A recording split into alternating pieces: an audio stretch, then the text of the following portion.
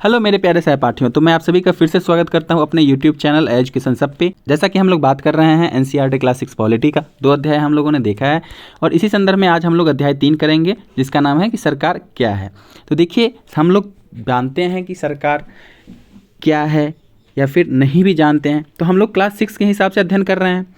तो सरकार शब्द सब लोग जानते हैं कि सरकार ये है, सरकार वो काम करती है। तो यह और बात उठता है कि काम करती तो है कि, लेकिन ये सरकार क्या है और यह हमारे जीवन में कितना इंपॉर्टेंट रोल निभाता है, ठीक है, या फिर ये कैसे काम करता है, ये कैसे निर्णय लेता है। तो अलग अलग तरह की सरकारें होती हैं, जैसे लोकतांत्रिक सरकार या फिर राजतंत्रीय सरकार, तो और भी हैं, लेकिन हम लोग शिक्षा कर रहे हैं तो इसी पे ही ध्यान फोकस करेंगे। इनके बीच में क्या अंतर है, तो इस सब बातों को हम लोग यहाँ पे देखेंगे।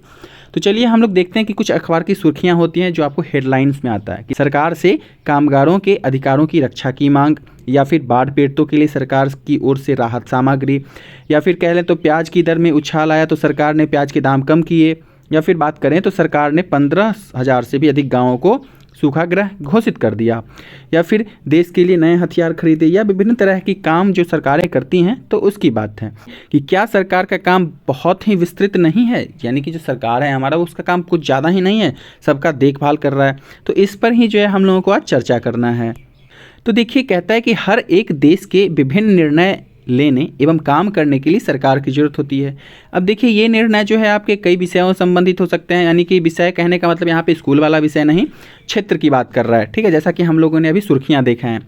या फिर बात करें सड़क का या स्कूल का, ठीक है, या कोई चीज़ अगर महंगी हो जाती है तो उसको कैसे उसके दाम घटाए जाएंगे, या फिर अगर बिजली की आपूर्ति कम है तो कैसे उसको बढ़ाया जाएगा, या फिर कई तरह के जो सामाजिक मुद्दे होते हैं तो उन पे भी कार्रवाई करती है, काम करती है। तो उदाहरण की बात करें तो जो सरकार है गरीबों की मदद करने के लिए कई कार्यक्रम चलाती हैं। इसके अलावा अगर बात करें तो जो भी अन्य महत्वपूर्ण काम होते हैं वे भी करती हैं, जैसे कि डाक सेवाएँ, रेल सेवाएँ, ठीक है, जैसे कि कोई पब्लिक ट्रांसपोर्ट है तो उस सब में, या फिर जैसे कि पेट्रोल डीजल का दाम बढ़ना घटना, तो ये सब तरह के निर्णय वो करती हैं। देखिए, सरकार का काम ये भी है कि जो देश की सीमा है उनकी सुरक्षा करना, और जितने भी हमारे देश हैं उनसे, जो भी पड़ोसी देश हम लोग पढ़ते हैं ना कि भारत के इतने पड़ोसी देश हैं या इतने सारे देश हैं, तो सबसे जो है शांतिपूर्ण संबंध बनाए रखना भी जो है सरकार का ही काम है। अब ये सरकार की ही जिम्मेदारी है कि यह सुनिश्चित करें कि जो देश के नागरिक हैं इनको पर्याप्त भोजन मिलना चाहिए, अच्छी स्वास्थ्य सुविधाएं मिलना चाहिए। अगर कभी कोई आपदा आ जाती है, विपदा आ जाती है, जो प्राकृतिक हो या मानव निर्मित, ठीक है, तो कहने का मतलब है कि उसमें जो पीड़ित लोग हैं तो उनकी सहायता करें, यानी कि जो भी प्राकृतिक आपदा जैसे सुनामी है, भूकंप है, ठीक है, तो इन सब में सरकार मदद करता है। अगर मान लीजिए कि कोई जो है मानव जनित, जैसे कि भोपाल गैस त्रासदी हो गया, या फिर मान लीजिए कहीं पे आगजनी हो गया, तो इस समय भी सरकार क्या करता है, मदद करता है, ठीक है। अब देखिए कि कहीं ये जो सारी व्यवस्थाएं सरकार कर रही हैं, इसी में अगर कहीं कोई विवाद होता है या कोई अपराध कर लेता है, यानी कि मान लीजिए कि हम किसी का कपार फोड़ दिया, मेरा कोई कपार फोड़ दिया, या किसी बात को किसी बात से जो है कहा सुनी हो गया, तो कोई अपराध हो गया, तो इसके मामले में हम क्या करेंगे, तो हम लोग न्यायालय जाते हैं जहाँ पे हम लोगों को न्याय मिलता है, ठीक है। तो न्यायालय भी जो क्या है आपका सरकार का अंग है। तो इसके बारे में हम समझेंगे आगे कि सरकार के अंग और सरकार के स्तर क्या क्या होते हैं। यहाँ पे बात तो कर लिए हम लोग, तो सरकार इतना सब कुछ कैसे कर पाती है, या फिर कहें कि सरकार के लिए इन कामों को करना क्यों जरूरी है, तो इन सभी मुद्दों पे हम लोग अभी बात करेंगे। तो देखिए, सबसे बड़ी बात है कि कोई देश है, तो कोई राज्य है, ठीक है, जैसे बिहार है, झारखंड है, या फिर पूरे देश की बात करें हम भारत का तो 28 राज्य है, 8 केंद्र शासित प्रदेश है। तो जब सारे लोग इकट्ठा होंगे तो कुछ हद तक जो है किसी न किसी व्यवस्था की जरूरत होगी, और ज़रूरत होगी तो वहाँ पे कुछ आवश्यक निर्णय लिए जा सकेंगे, जिसके तहत क्या होगा कि सबों पे लागू किया जाएगा और सबों को जो है उसके तहत संरक्षण प्रदान किया जाएगा। यानी हम बात करें अगर कि अगर व्यवस्था या नियम कानून नहीं होगा तो सब अपने हिसाब से काम करेंगे, और जब अपने हिसाब से काम करेंगे तो सारी जो व्यवस्था है वो चरमरा जाएगी। अगर हम बात करें तो संसाधन के नियंत्रण और देश की सीमा सुरक्षा की ज़रूरत होती है ताकि लोग सुरक्षित महसूस कर सकें। अगर संसाधन ही है तो कोई आदमी के पास ज़्यादा उपयोग करेगा, कोई कम करेगा, तो पूरा अस्त व्यस्त माहौल हो जाएगा। तो यही सब बातें हैं। सरकार जो है कई तरह से काम करती है। कैसे, तो वह नियम बनाती है, निर्णय लेती है, और अपनी सीमा में जो रहने वाले लोग हैं उन पे लागू करती है। हम चूंकि पढ़े हैं कि एक व्यवस्था के तहत जो है हम लोग सबको एक देश के अंतर्गत रखा जाता है, कुछ नियम कानून कायदे होते हैं जिसको सबको पालन करना होता है। अगर इसको एग्जाम्पल के तौर पे समझे तो देखिए, आपके परिवार हैं, हमारे भी परिवार हैं, घर हैं, तो उसमें एक गार्जियन होगा जो एक नियम कानून बनाता है कि हाँ इसको यहाँ जाना है, इसको यहाँ जाना है, या फिर ये इतने बजे तक घर आ जाएगा, या इतने बजे तक जो है ये काम हो जाना चाहिए, इतना से इतना तक का स्कूल है, फिर ट्यूशन पढ़ना है। तो इस तरह का जो नियम कानून है, तो जो हमारे घर के सरकार है, यानी कि मान लेते हैं हमारे पिताजी हो गए, हमारे दादाजी हो गए, वो करते हैं, उनका सब पालन करता है। ठीक है, तो यहाँ पे देखिए अगर बात करें तो कुछ उदाहरण जो सरकार के अंग हैं, तो कौन कौन से अंग हैं, तो सर्वोच्च न्यायालय है, भारत पेट्रोलियम है, भारतीय रेल आदि जो है ये क्या है, सरकार के अंग हैं। लेकिन अगर हम बात करें मुख्य अंगों का, यानी कि जो सरकार के अंग हैं प्रॉपर वे में, तो इसमें 3 आते हैं। एक आते हैं विधायिका, दूसरा कार्यपालिका और तीसरा न्यायपालिका। ठीक है, अब देखिए अगर सरल शब्द में हम कहें तो जो विधायिका का काम क्या होता है, कानून बनाने का, कार्यपालिका का काम होता है कानून को लागू करने का, और न्यायपालिका का जो काम होता है वो होता है कानून की व्याख्या करना। अब ये जो है लोकतंत्र के जो है आधार स्तंभ माने जाते हैं। कहने का मतलब है ये तीनों एक दूसरे से स्वतंत्र होते हैं, किसी एक काम में कोई हस्तक्षेप नहीं करते हैं, लेकिन अगर कहीं कुछ गलती हो जाए, कुछ भी हो, तो उसका जो है समाधान फिर किया जाता है। अब देखिए जो न्यायपालिका है वो, अगर जैसे कि हम लोग पढ़े थे कि कोई वाद विवाद हो जाता है तो उसका निपटारा करने का काम न्यायपालिका का है, तो न्यायालय जाते हैं हम लोग और उसका समाधान ढूंढते हैं। रहा है कि विधायिका जो है सो भारत संघ की जो है, आपको विधायिका को सांसद कहा जाता है। इसमें क्या होता है कि राज्यों की जो विधायिका या फिर विधायिका विधानमंडल है, विधानसभा जो है ये कहलाती है आपका। अगर हम देश की विधायिका की बात करें, यानी कि दोनों सदन जो उच्च सदन हैं, यानी राज्यसभा तथा निचला सदन लोकसभा आपका कहलाता है। कार्यपालिका की बात करें तो इसमें राष्ट्रपति, उपराष्ट्रपति और राष्ट्रपति को सहायता एवं सलाह देने के लिए अध्यक्ष के रूप में प्रधानमंत्री और मंत्रिपरिषद होते हैं। न्यायपालिका की बात करें तो हम लोग न्यायपालिका समझ रहे हैं कि जो कोर्ट होता है हमारा वही, यानी कि जो इसका मूल काम है वो है कि जो हमारे संविधान में लिखा हुआ कानून है उसका पालन करना और करवाना, तथा जो नया कानून होगा तो उसको भी अगर कोई कानून नहीं मानता है, पालन नहीं करता है, तो उसको दंडित करने का अधिकार किसके पास है, तो न्यायालय के पास है। अगर हम बात करें तो देख लिए हम लोग सरकार के अंग विधायिका, कार्यपालिका और न्यायपालिका। अब हम लोग बात करेंगे सरकार के स्तर का, तो सरकार 3 स्तर पे काम करती है। कौन कौन सा, तो स्थानीय स्तर पर, राज्य के स्तर पे एवं राष्ट्रीय स्तर पर। ठीक है, तो जो स्थानीय स्तर का मतलब होता है वो होता है हमारा या आपके गांव, शहर या मोहल्ले। दूसरा होता है राज्य स्तर पर, जो पूरे राज्य का बारे में काम देखता है, काम को सोचता है, उनमें काम करता है, यानी जैसे कि बिहार हो गया, हरियाणा हो गया, या फिर आपका असम की सरकार हो गई, तो ये बातें हैं। अब राष्ट्रीय स्तर की बात करें तो इसका संबंध पूरे देश के काम से होता है, उसको कैसे चलाना है, संचालन करना है, क्या ज़रूरत है, तो उसको देखना। तो लोग अब हम बात करते हैं सरकार एवं कानून का। तो देखिए सरकार कानून बनाती है और उसे जितने भी लोग उसके देश में हैं उन सभी को जो है कानून मान्य होते हैं, उन सभी पे वो लागू करती है। अब देखिए कहते हैं कि सरकार के पास जैसे कानून बनाने की ताकत होती है, वैसे ही यह ताकत भी होती है कि लोगों को कानून मानने के लिए बाध्य करे। अगर हम उदाहरण की बात करें तो मान लीजिए कि गाड़ी चलाने के लिए लाइसेंस का होना आवश्यक है। अगर लाइसेंस नहीं हुआ तो अगर गाड़ी चलाते हुए पकड़ा गया तो या तो उसको जेल होगा, या फिर उसको सजा काटना होगा, या फिर उसको क्या होगा, जुर्माना भी हो सकता है। जुर्माना यानी कि रुपया पैसा के तौर पे। अब कहने का मतलब है सरकार जो कार्रवाई कर सकती है। उसके अलावा अगर बात करें तो लोगों को लगे कि कानून का पालन ढंग से नहीं हो रहा है या कुछ हद तक जो है कुछ कदम उठा सकते हैं। यानी एक उदाहरण को समझने का कोशिश करें तो अगर किसी व्यक्ति को यह लगे कि उसके धर्म या उसकी जाति के कारण किसी नौकरी में ना लिया गया है तो वह क्या होगा, न्यायालय जाएगा और वहाँ दावा कर सकता है कि कानून का पालन नहीं होगा। चूँकि हमारे संविधान में लिखा हुआ है कि किसी भी शर्त पे जो है किसी के साथ भेदभाव नहीं किया जाएगा।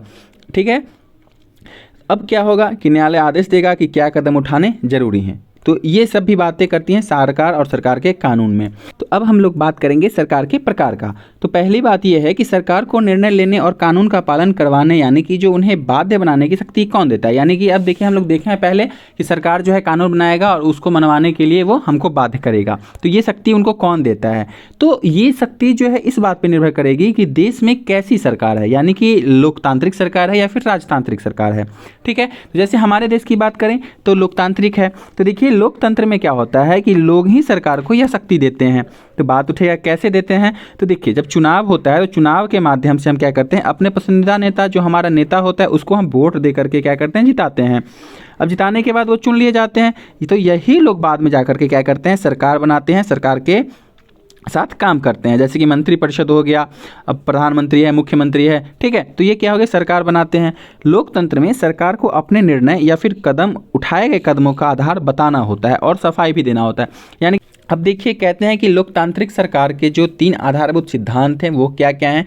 तो पहला है लोगों की भागीदारी। जब लोकतंत्र है तो लोगों की भागीदारी होगी ही होगी। दूसरी बात करें तो कहता है कि लोगों समस्याओं का समाधान, ठीक है, जितना भी प्रॉब्लम आएगा तो उनका समाधान करना जो है लोकतांत्रिक सरकार का काम है। और तीसरा मुद्दा उठता है समानता एवं न्याय। तो ये सारे जो 3 चीज़ें हैं, लोगों की भागीदारी, समस्याओं का समाधान तथा समानता एवं न्याय, ये लोकतंत्र के 3 आधारभूत सिद्धांत हैं। अगर हम बात करें, यदि लोकतंत्र में सरकार जनता का कार्य सही रूप से नहीं करती है तो जनता क्या करेगी, यानी कि कोई नियम कानून बना दिया है, सरकार जो है हमारा आवाज़ नहीं सुन रहा है, तो हम लोग क्या कर सकते हैं। तो अगर कोई नियम कानून बना दिया या फिर किसी भी तरह कुछ काम कर रहा है तो हम लोग पत्र लिखकर, ज्ञापन देकर, धरना देकर, जुलूस निकाल कर, हड़ताल करके, हस्ताक्षर अभियान करके, कोर्ट में केस करना या फिर सत्याग्रह आदि तरीकों से जो है उनके बात को जो है हम लोग क्या करते हैं, खारिज कर सकते हैं, या फिर कह सकते हैं कि हम लोगों के लिए जो नियम कानून बना या ये व्यवस्था जो है उचित नहीं है और अपनी बात को हम मनवा सकते हैं। इसी तरह हम बात करें तो लोकतांत्रिक सरकार जो होती है ये लोक कल्याण की भावना पर आधारित होती है और ये जो है स्वतंत्रता, समानता, न्याय एवं बंधुता की अवधारणाओं को प्रश्रय देती है। बताना पड़ेगा कि हम क्यों बना रहे हैं और किस लिए बना रहे हैं, ठीक है। तो इस तरह से इसके बाद देखिए कहते हैं कि जो राजतंत्रीय सरकार होता है, तो राजतंत्रीय सरकार में क्या होता है कि इसका जो मालिक होता है, कर्ता धर्ता होता है, वो राजा या रानी होता है, ठीक है। और इन्हीं के पास जो है निर्णय लेने और सरकार चलाने की पूरी शक्ति होती है। इनके पास सलाहकार लोग होते हैं, ठीक है। जैसे कि राजा महाराजा समझते हैं ना कि राजा महाराजा है तो मंत्री शंत्री सब तो होगा ही। तो क्या होता है कि वो लोग सलाह लेता है, विभिन्न मुद्दा पर चर्चा करता है, लेकिन जो फाइनल डिसीजन होता है इसका निर्णय जो है सरकार ही, मतलब जो राजा होता है या रानी होता है वही लेता है। तो अब देखिए कुछ पॉइंट है कि क्या लोकतंत्र में, लोकतंत्र के समान राजतंत्र में राजा या रानी को अपने निर्णय के आधार नहीं बताने पड़ते और न ही कोई अपने निर्णय की सफाई देनी होती है। ये बात सही है। जब राजतंत्र है तो क्या है कि यहाँ पे वो किसको सफाई देंगे, लेकिन लोकतंत्र में क्या है, वो आम पब्लिक को सफाई देना पड़ता है। अब देखिए लोकतांत्रिक सरकार है तो भारत एक लोकतंत्र है और इस लोकतांत्रिक व्यवस्था को पाने के लिए हमने जो है काफ़ी लंबी लड़ाइयाँ लड़ी हैं। लंबाई लड़ाइयाँ यानी कि जो देखिए स्वतंत्रता से पहले अंग्रेज हम पे कितना हुकूमत कर रहे थे, कितना अस्त व्यस्त किए हुए थे। तो वही चीज़ है कि हम लोगों ने एक लंबी लड़ाई लड़ी है इस लोकतांत्रिक व्यवस्था के लिए। और अगर हम बात करें तो संसार में और भी कई देश हैं जहां लोगों ने लोकतंत्र लाने के लिए काफ़ी संघर्ष किया है। वहां भी किसी का हुकूमत था तो वहां से फिर वो लोग जीते, ठीक है। इसलिए अगर हम बात करें तो एक अर्थ में लोकतंत्र जो है लोगों का ही शासन होता है। अब देखिए कहते हैं कि लोकतंत्र में मूलभूत विचार यह है कि लोग नियमों को बनाने में भागीदार बनकर खुद ही शासन करें। आज के समय में अगर हम बात करें तो लोकतांत्रिक सरकार को जो है प्रायः प्रतिनिधि लोकतंत्र कहते हैं। लोकतांत्रिक सरकार को क्या कहेंगे, प्रतिनिधि लोकतंत्र कहेंगे। दूसरी बात करें तो प्रतिनिधि लोकतंत्र में लोग सीधे भाग नहीं लेते हैं, बल्कि क्या करते हैं, ये चुनाव की प्रक्रिया के द्वारा अपने प्रतिनिधि को चुनते हैं। जैसा कि हम लोग मतदान किए, वोट दिए, तो हमारे क्षेत्र के जो हमारे प्रिय नेता है वो जीतते हैं और वही जाकर के सरकार के भाग बनते हैं, सरकार में क्या होते हैं, सम्मिलित होते हैं। और यही प्रतिनिधि क्या करते हैं, सारी जनता के लिए उचित निर्णय लेते हैं। अब देखिए कहने का मतलब है कि आजकल कोई भी सरकार अपने आप को तब तक लोकतांत्रिक नहीं कह सकती है कि जब तक वह देश के सभी वयस्कों या जो वयस्क नागरिक हैं तो उनका वोट देने का अधिकार ना दें। यानी क्या है कि अब देखिए कि अगर हम कह दें कि हाँ एक मेरा देश छोटा सा, हम लोकतांत्रिक देश हैं, लेकिन ऐसा नहीं होगा। क्यों? अगर वो तब तक नहीं होगा जब तक जो मेरे देश के जितने लोग हैं अगर जब तक वोट नहीं गिराएंगे सभी के सभी, तब तक वो लोकतांत्रिक देश नहीं होगा। और जिस देश में सभी लोग वोट गिराएंगे वो क्या होगा, आपका लोकतांत्रिक देश होगा। देखिए कहने का मतलब है कि लेकिन हमेशा से ऐसा नहीं था। यानी अगर हम बात करें तो एक समय ऐसा था जब लोकतांत्रिक सरकारें औरतों और गरीबों को चुनाव में भाग नहीं लेने देती थी, ठीक है। यानी कि जो औरत हैं या गरीब लोग हैं इनको ना चुनाव में भाग नहीं लेने देता था। और जो अगर बात करें तो ब्रिटिश काल में भी ऐसा हुआ था। शुरुआती दौर में जो है केवल पुरुष को ही वोट देने को मिला था, या फिर जो पढ़े लिखे थे उन्हीं के पास, या फिर जो संपत्ति वाले थे उन्हीं के पास मत गिराने का अधिकार था, वोट देने का अधिकार था। तो इस सब विषय में जो है काफ़ी समस्या हुआ था। इसका मतलब अगर कहें तो औरतों या गरीबों को या फिर जो अशिक्षित हैं उनको वोट देने का अधिकार उस समय प्राप्त नहीं था। तो हम जब नहीं प्राप्त था तो ऐसी अगर कभी सरकार हुई तो ये लोकतांत्रिक सरकार नहीं होगी। तो ऐसी स्थिति में हम देश उन्हीं नियमों के सहारे चलते थे जो गिने चुने पुरुष बनाते थे। तो देखिए भारत में क्या है कि आज़ादी से बहुत पहले जो है कम लोगों को ही वोट देने का अधिकार था। हम लोग जान गए कि किस किस को था, पहले देखे ही हैं। तो इसलिए जनता ने संगठित होकर इस अधिकार की मांग की और गांधी जी के साथ कई जो नेता थे, ये इस अन्यायपूर्ण जो व्यवहार किया जा रहा था भारतीयों के साथ, तो उनके लिए काफ़ी ज़ोर शोर से मांग उठाई। इसी के संदर्भ में 1931 में एक यंग इंडिया पत्रिका में गांधी जी लिखते हैं, या फिर गांधी जी ने कहा था कि मैं यह विचार सहन नहीं कर सकता कि जिस आदमी के पास संपत्ति है वह वोट दे सकता है, लेकिन वह आदमी जिसके पास चरित्र है पर संपत्ति या शिक्षा नहीं है वह वोट नहीं दे सकता, या जो दिन भर अपना पसीना बहाकर ईमानदारी से काम करता है वह वोट नहीं दे सकता, क्योंकि उसने गरीब आदमी होने का गुनाह किया है। अगर हम बात करें तो लोकतंत्र में लोगों की भागीदारी जो है उन निर्णयों को लेने में महत्वपूर्ण है जो उनको प्रभावित करते हैं। यानी कि अगर बात करें हम तो जो भी निर्णय होता है, जब तक हम लोग हैं भाग नहीं लेंगे तब तक पता कैसे चलेगा। ठीक है, क्या आप इसे सहमत हैं? अपने जवाब के 2 कारण लिखिए, ये आप लोग सोचिए और लिखिए। दूसरा कहता है कि आपके यहाँ जिस प्रकार की शासन व्यवस्था है उसके स्थान पे आप कैसी शासन व्यवस्था चाहेंगे और क्यों। तो ये कुछ क्वेश्चंस है जो आपको एनसीईआरटी के बुक में दिया हुआ है, तो इसको आप लोग अपने हिसाब से स्तर से सॉल्व कीजिए।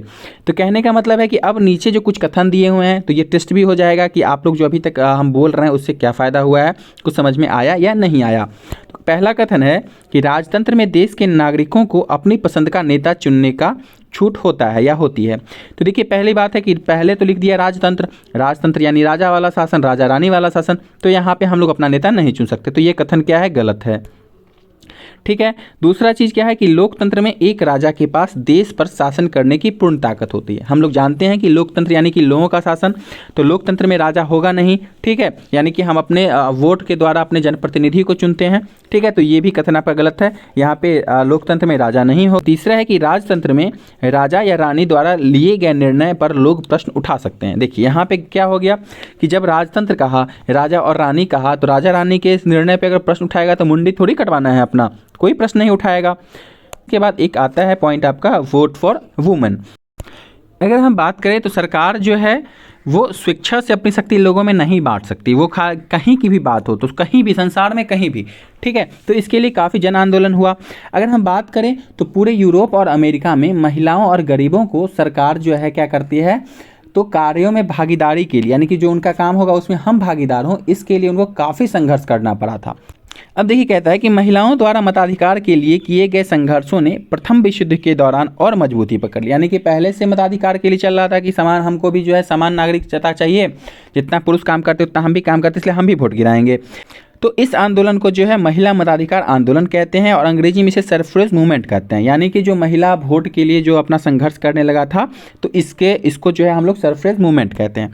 अगर सरफ्रेज का मतलब हम समझने का कोशिश करें तो इसका मतलब होता है वोट देने का अधिकार। यानी जो युद्ध के दौरान बहुत से पुरुष लड़ाई में थे, इसलिए महिलाओं को उन कामों को करने के लिए बुलाया जाने लगा जो काम पहले पुरुष करते थे।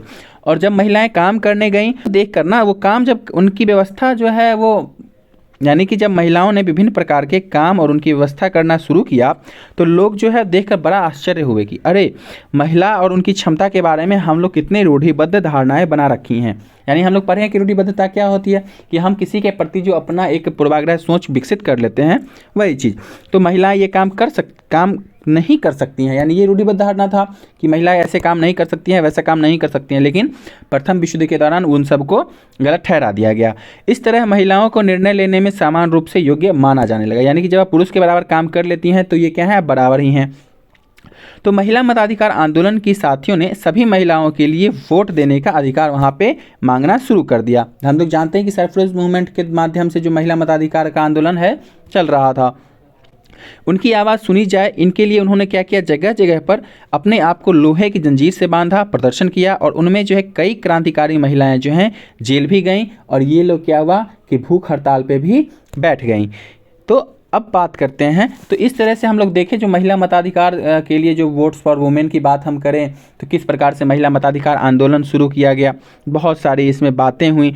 अब देखिए जो अमेरिका में जो है अगर बात करें तो औरतों को वोट देने का अधिकार 1920 में मिला, जबकि इंग्लैंड में या फिर इंग्लैंड की जो औरत हैं इनको कुछ साल के बाद 1928 में जो है आपको वोट देने का अधिकार मिला। इसके बाद बात करें 1902 में ऑस्ट्रेलिया को मिला था, फ्रांस को 1944 में मिला। इसी तरह से जो भारत, इटली, जापान आदि में महिलाओं को वोट देने का अधिकार मिलता चला गया। अगर हम स्थानीय स्तर पर सबसे पहले मताधिकार की बात करें तो 1893 में न्यूजीलैंड को प्राप्त हुआ था। देखिए इस सब में हम लोगों ने कुछ शब्द को देखा है, जैसे कि सार्वभौमिक वयस्क मताधिकार। तो इसमें क्या होता है कि सभी औरतें एवं मर्दों, या फिर बात करें तो अमीर एवं गरीब, या फिर बात करें तो अभिवंचित वर्ग के लोग क्या है, मत दे सकते हैं। इनमें कोई विभेद नहीं है। कहने का तात्पर्य यहाँ पे बस इतना है कि जो सार्वभौमिक वयस्क मताधिकार है वो किसी तरह का किसी के साथ पक्षपात नहीं करता है। बस उम्र की सीमा है कि 18 वर्ष के बाद जो है मत गिरा सकते हैं। बाकी लिंग, जाति, आवास, भाषा, इस पर कोई भेदभाव नहीं किया जाएगा। तो इसी को क्या कहते हैं हम लोग, सर्ववयस्क मताधिकार कहते हैं। अब देखिए कहते हैं कि लोकतांत्रिक सरकार के जो 3 आधारभूत सिद्धांत हैं वो क्या क्या हैं। तो पहला है लोगों की भागीदारी। जब लोकतंत्र है तो लोगों की भागीदारी होगी ही होगी। दूसरी बात करें तो कहता है कि लोगों समस्याओं का समाधान, ठीक है, जितना भी प्रॉब्लम आएगा तो उनका समाधान करना जो है लोकतांत्रिक सरकार का काम है। और तीसरा मुद्दा उठता है समानता एवं न्याय। तो ये सारे जो 3 चीज़ें हैं, लोगों की भागीदारी, समस्याओं का समाधान तथा समानता एवं न्याय, ये लोकतंत्र के 3 आधारभूत सिद्धांत हैं। अगर हम बात करें यदि लोकतंत्र में सरकार जनता का कार्य सही रूप से नहीं करती है तो जनता क्या करेगी, यानी कि कोई नियम कानून बना दिया है, सरकार जो है हमारा आवाज़ नहीं सुन रहा है, तो हम लोग क्या कर सकते हैं। तो अगर कोई नियम कानून बना दिया या फिर किसी भी तरह कुछ काम कर रहा है तो हम लोग पत्र लिखकर, ज्ञापन देकर, धरना देकर, जुलूस निकाल कर, हड़ताल करके, हस्ताक्षर अभियान करके, कोर्ट में केस करना या फिर सत्याग्रह आदि तरीकों से जो है उनके बात को जो है हम लोग क्या करते हैं, खारिज कर सकते हैं, या फिर कह सकते हैं कि हम लोगों के लिए जो नियम कानून बना है या ये व्यवस्था जो है उचित नहीं है, और अपनी बात को हम मनवा सकते हैं। इसी तरह हम बात करें तो लोकतांत्रिक सरकार जो होती है ये लोक कल्याण की भावना पर आधारित होती है, और ये जो है स्वतंत्रता, समानता, न्याय एवं बंधुता की अवधारणाओं को प्रश्रय देती है, यानी क्या करती है, इसको ग्रहण करती है। यहाँ पे जो स्वतंत्रता, समानता, न्याय की बात करता है तो देखिए समानता और न्याय क्या होता है।